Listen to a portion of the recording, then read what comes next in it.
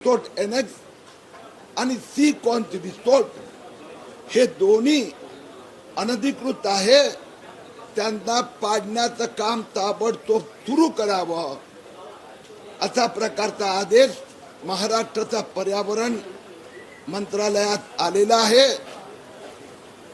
उद्या रत्नागिरी जिल्हाधिकाऱ्यांना महाराष्ट्र सरकार हा आदेश पाठवणार आणि रिसोर्ट पाडण्याची प्रक्रिया सुरू करण्याचे निर्देश दिले जाणार। आता मी माननीय मुख्यमंत्री एकनाथराव शिंदे आणि उपमुख्यमंत्री देवेंद्र फडणवीस दोघांची भेट घेतली। हा रिसोर्ट पाडण्याचं काम एका बाजूला सुरू करावं आणि त्याचबरोबर मंत्री महोदयांनी पदाचा दुरुपयोग करून सीआरझेड कायद्याचा उल्लंघन केल्याबरोबर बदल त्यांच्यावर फौजदारी खटला दाखल करावा अशी ही मागणी केली आहे।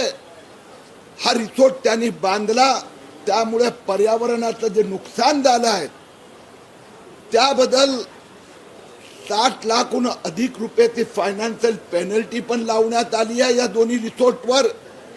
आणि हे बांधल्यामुळे जे पर्यावरणाचं नुकसान झालं त्याचबरोबर तोडण्याचा खर्च पण त्यांच्याकडून वसूल करावा।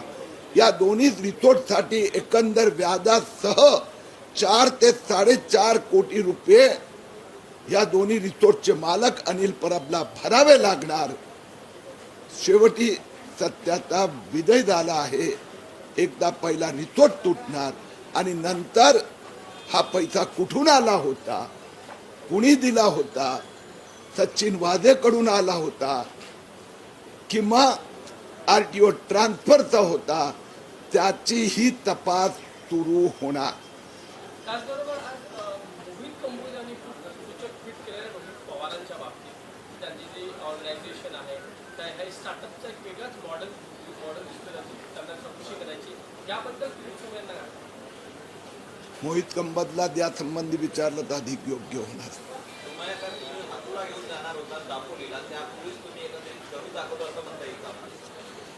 आता असं झालं की दापोलीचा दौरा त्या दिवशी पाऊस आणि बाकी जे परिस्थिती डेव्हलप झाली म्हणून पोस्टपोन झाली। मी ज्या कामाला हातात घेतलं होतं आणि जनतेने पाठिंबा दिला होता त्याचा अंतिम आदेश आज आला। मुख्यमंत्री उपमुख्यमंत्री दोघांनी मला आश्वस्त केलंय उद्या रत्नागिरी जिल्हाधिकाऱ्याला हा आदेश पाठवला जाणार आणि त्यापुढे ऑलरेडी माझा ईडी आणि यांच्याची चर्चा सुरू आहे। हा पैसा आला कुठून याची चौकशी झाली पाहिजे, ती पण होणार। फौजदारी प्रक्रिया संबंधात या दोघां नेत्यांना मी सांगितलेलं आहे, पहिले रिसोर्ट तुटू द्या आणि त्यानंतर फौजदारी खटला संबंधी ही पाठपुरावा होणार। मैं हिंदी में बोल देता हूँ।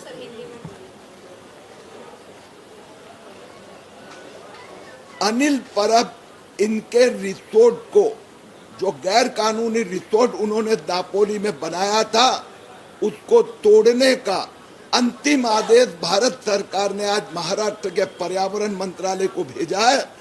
महाराष्ट्र के पर्यावरण सचिव से मेरी बात हुई है, उन्होंने एक अर्जेंट मीटिंग बुलाई है। कल रत्नागिरी जिलाधिकारी को यह आदेश भेजा जाएगा। रिसोर्ट तोड़ने के लिए कोई प्रोफेशनल एजेंसी नियुक्त की जाएगी। ये रिसोर्ट के कारण पर्यावरण का जो नुकसान हुआ और रिसोर्ट तोड़ने का खर्च लगभग 4-4.5 करोड़ की पेनल्टी भी अनिल परब को देनी होगी।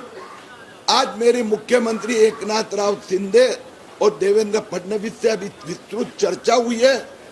ये रिसोर्ट का पैसा कहां से आया था, ये आरटीओ ट्रांसफर का था या सचिन वाझे पुलिस बदली का था, इसकी जांच ऑलरेडी शुरू हो चुकी है। तो इसके बारे में भी जांच हो। ईडी से ऑलरेडी मेरी चर्चा हुई है और ईडी भी इस विषय में आगे जांच करेगी। साथ में जो पर्यावरण का नुकसान हुआ है, मंत्री होकर उन्होंने अपने पद का दुरुपयोग किया, इसके लिए उनके ऊपर फौजदारी प्रक्रिया शुरू हो, इसकी भी मुख्यमंत्री और उपमुख्यमंत्री ध्यान देंगे। जी, मात्र ज्या पद्धतीने तुम्ही सांगतायत की दापोलीचा रिसोर्ट, त्याचप्रमाणे मुंबईत देखील तुम्ही असलम शेख यांच्यावर देखील असाच आरोप केला होता, तर त्याच्यावर कुठली कारवाईसाठी या ते तोडण्यासाठी काय परवानग्या वगैरे इस संबंध में म्हणजे त्या संबंधात एक गोष्ट आज सांगतो, बाकी उद्या कळेल. अस्लम शेख यांचा आशीर्वादाने जे 28 रिसोर्ट बांधण्यात आले ते बेकायदेशीर होते. कायद्यात त्याची तरतूद नसताना त्यांना परवानग्या दिल्या गेल्या होत्या. ते तोडण्याचा आदेश महाराष्ट्र सरकारने दिला आहे. मला विश्वास आहे लवकरच ते पाडण्याची प्रक्रिया सुरू होणार. सर, विधान भवनामध्ये विधान परिषदेमध्ये हा प्रश्न मांडला होता दरेकरांनी, तरीही त्याला 6-7 महिने आले तरीही याच्यावरती अजून कारवाई होत नाही. कारण की जो मड एरिया आहे तिथे जवळ 800 बंगले इनलिगल आहेत असं जी याचिका. मला विश्वास आहे की विधिमंडळात हा प्रश्न निश्चितपणे मुंबईतले महाराष्ट्राचे जागरूक आमदार उपस्थित करणार आणि हा जो आदेश ऑलरेडी आता गेलेला आहे त्याच्या पार्श्वभूमीवर अधिक चर्चा येत्या काही दिवसात होईल असं मला विश्वास आहे. पर्यावरण नुकसान की बात चली है तो फिर आरए के बारे में क्या कहना चाहेंगे? आरए कारशेड प्रोजेक्ट के बारे में हजारों पेड़ वहाँ पे जो काटे गए हैं उसके बारे में क्या ये 1000 में से एक पेड़ का भी प्रूफ वो सोकोल्ड पर्यावरणवादी आज तक दे नहीं पाए हैं. वो जो सोकोल्ड पर्यावरणवादी है उन्होंने तो रॉयल पाम की 4800 करोड़ में जगा लो इस प्रकार का आग्रह किया था. सुप्रीम कोर्ट में भी वो गए ना. तो झूठ कितना बोलना. अब ये पर्यावरणवादी और पर्यावरण मंत्री उनका चेहरा लोगों के सामने धीरे धीरे आएगा कि पर्यावरण मंत्री क्या दिखाते थे और क्या करते थे. ये भी कुछ दिनों में महाराष्ट्र की जनता को पता चलेगा. जो 2019 में आरए में एक भी नया झाड़ काटा नहीं जाएगा वो वचन दिया था, वही वचन शिंदे फडणवीस सरकार ने दिया है. लेकिन 10,000 करोड़ का नुकसान ये सो कॉल्ड पर्यावरण मंत्री की जिद्द के कारण मुंबई की जनता को हुआ. धन्यवाद.